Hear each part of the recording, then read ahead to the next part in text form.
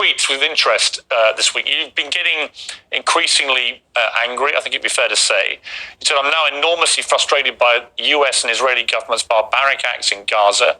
I will not be shy in sharing that opinion on Piers Morgan's show today. Why are you so frustrated? Yeah.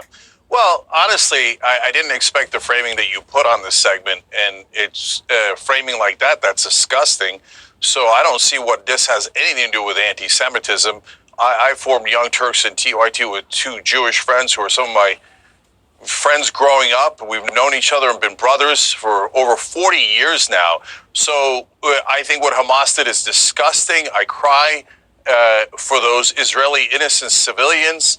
But do I see you guys crying for Palestinians? I mean, Chris Christie was just on here treating it like it's no big deal because what, Palestinian lives don't matter? I think the real bigotry here is saying that Palestinians, we can kill 3 times as many of them already. And this is the appetizer. Netanyahu and his barbaric government have not even started the entree of murder and death and mayhem they're about to do. And that's somehow okay, killing 3 times as many Palestinian civilians, let alone the occupation, which is bigotry by definition. We say that everyone in the world can defend themselves, can have their own state, can have sovereignty, except the Palestinians. And the reasoning behind that is the Palestinians are what? They're what? The idea is that they are savages and that Muslims are too violent and cannot control themselves, so they must be occupied for 56 brutal, disgusting years. So I've had enough of the bigotry against Muslims and Palestinians, and I need you to speak out against that instead of covering every outrageous, atrocious action of the right-wing government of Israel and going, oh, it's anti-Semitism. No, and there is global anti-Semitism. There's anti-Semitism here in this country.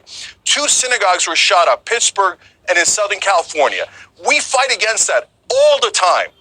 But then whenever Israel is criticized, people go, oh, no, it's anti-Semitism. No, there's real anti-Semitism. Instead of attacking that, all you guys ever do is hide behind the veil of anti-Semitism. Do you know why Palestinians might not like Israelis? Because they've been oppressed for 56 straight years. I hear you. And let me respond. I'm not you guys. I don't think I fit into any neat fit on this issue at all. B, I've actually covered this story, I think, more fairly than most people. I've had many pro-Palestinian voices I've given a huge platform for. They've been getting enormous audiences from Bاسم, Yusuf to others. And I've done that quite deliberately because I think these voices are important to be heard, including yours. I certainly wasn't accusing you, by the way, or your organization of anti-Semitism. I have found it, as somebody who's always identified as liberal myself, I have found it very dispiriting to see people who call themselves liberals, whose instant response, it seemed to me, to one of the worst terror attacks we've ever seen was to immediately side with the place where these attacks have been launched from. Now, I don't tar all Palestinians with the brush of being Hamas at all. And in fact, the sooner Hamas are out of there, the better for the Palestinian people and the world. But I just think the only human response you can have is, as you did, by the way, to your credit, is it was disgusting what happened on October the 7th. Now, the question then becomes, what is a proportionate response by Israel?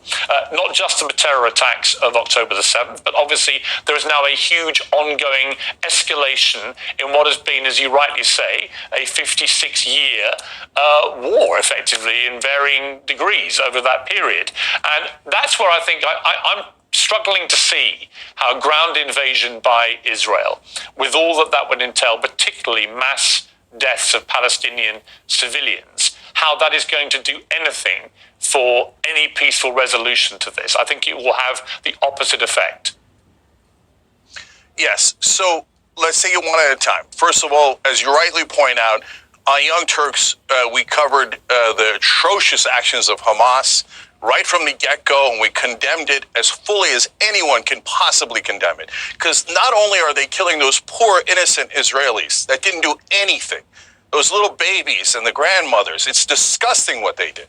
But on top of that, they're ruining the Palestinian cause. They've burned the moral high ground to cinders. And then on top of that, they smear all people of Muslim background like myself and then it unleashes this bigotry of anti-Muslim bigotry throughout the world that I'm sick of. So screw Hamas and their barbarism, okay? Now, in terms of a proper reaction, yes, you need to get those hostages out. So now let's look at I'm going to suggest what to actually do. I'm going to be constructive. But first, let's look at the unconstructive solution that Israel had. Dropping bombs on residential buildings. 50 ambulances have been hit. 10 out of 25 hospitals don't operate anymore. The incubators are about to run out of energy. There's 45 babies that might die today. The parents I just read on CNN are writing the names of the kids on their calves, on their legs, so that if they are killed in a bombing and they're mutilated, they can find their bodies. Imagine writing the name of your child on their legs so that you could find them in the rubble after Israel or any government drops a bomb on them. And I need the West to understand something. Bombs kill people. And do you know how they kill people? They incinerate them alive. Or their heads explode. So what happened in Israel was a disaster and disgusting. But you have to be equally honest and equally outraged at the immorality of incinerating babies and grandmothers and aunts and uncles, which is what we're doing right now. America cannot keep sending aid for death and destruction. Enough of the occupation. End it today. End it today. It's monstrous. Okay, I'm going to let me ask you this. Solution. I completely understand your passion and your anger. I completely get this. I, like you, want to see some resolution at the end of this horror that we're witnessing. How do you get rid of Hamas if you don't do it the way Israel are currently doing it? How do you actually eradicate what has become a nihilistic ISIS-style terror group who've quite deliberately, in my estimation, committed an outrage of such appalling scale that they knew that this would goad Israel into this kind of response. So why they did that, what is motivating it, who might be putting them up to it, who's helped them prepare for this, these are all questions we don't know the answers to yet. But it seems to me that Israel could, if it's not careful, be being lured into a massive trap here. And I hope that is not the case. But I'm curious, how do you get rid of Hamas if you don't do it the way Israel is currently doing it, albeit with horrific collateral damage in the face of thousands of innocent Palestinians being caught up in the bombing? Yeah. So let me give you a short-term answer, a long-term answer. And a lot of people are not going to like these, but these are realistic ways that you minimize civilian casualties. You do what America did with the Osama bin Laden raid. We didn't go drop a nuke on Pakistan. We didn't go destroy 6,000 residential buildings in the middle of Pakistan. We sent in special forces. Is it more dangerous to the special forces? Of course. That's the point of special forces. Try to find the hostages.